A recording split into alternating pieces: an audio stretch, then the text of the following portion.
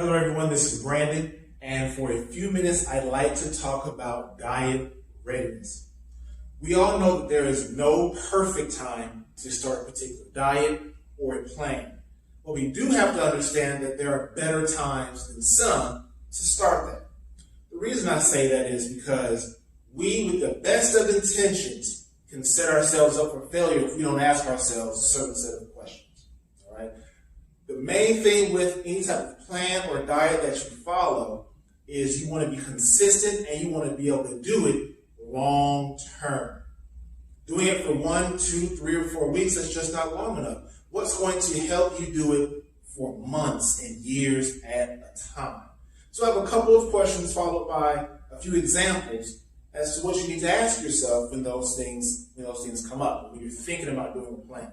All right. The first one is big stressors in your life going on right now. And the example I'll use for that is a CPA during tax time. So CPAs during tax time, the first quarter of any year is done for them.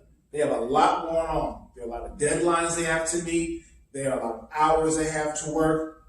It's just a lot going on. Is it fair to that individual to then heap on another set of stressors by adding in a complex diet or a plan to go along with everything else that's going on? For some people, I don't know, it may work out. But if I had to assume, that may not be the right time for the majority of those types of individuals. That does not mean that individual has free reign to continue to live unhealthy. They may just say, you know what, for the first quarter of this year, I'm going to focus on eating more fruits and vegetables and walking a little bit more.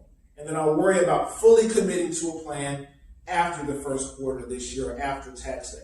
There's nothing wrong with that. Because again, we're looking at adherence over the long term. And if waiting a couple of months is going to help you adhere to something longer term, by all means do. All right. The next thing you want to look at, what are some big events coming up in my life? And I'll use the example of the Kentucky Derby. I'm from Louisville, Kentucky, and the Kentucky Derby is a pretty big deal, not just here, but worldwide. It's the fastest 2 minutes in sports. But a lot of folks don't realize that we celebrate the Derby for about 6 weeks here. And that starts right around the end of March, and it goes until probably about the middle of May. There are galas, there are parties, there's this thing, there's that thing. There's so much going on. The city is bustling.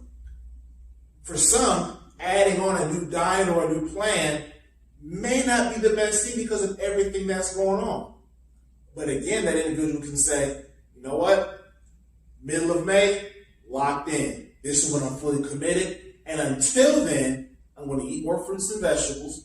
I'm going to walk a little bit more. And I may limit my alcohol consumption just a little bit as well. So that way, when I am ready, it's not just a big effort then. Because again, even if you have to wait 6 to 8 weeks or a couple of months before you start a diet, it's okay as long as it keeps you consistent over the long term. Now, the next thing, when was your last diet? All right? Some of us hop from diet to diet every week, every month. But that's not fair to our body physically, and that's not fair to our minds mentally. All right? So, for some, you may need to take a diet break. You just finished whatever diet you were on, it helped you do this, it helped you do that, you're looking for something new. Take some time off.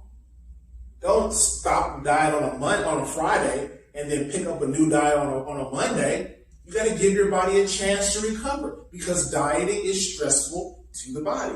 Give your body a chance for the hormones to kind of level out a little bit. Give your mind a chance to kind of decompress. That doesn't mean you can have a license to just do whatever you want, but you have to give yourself a break.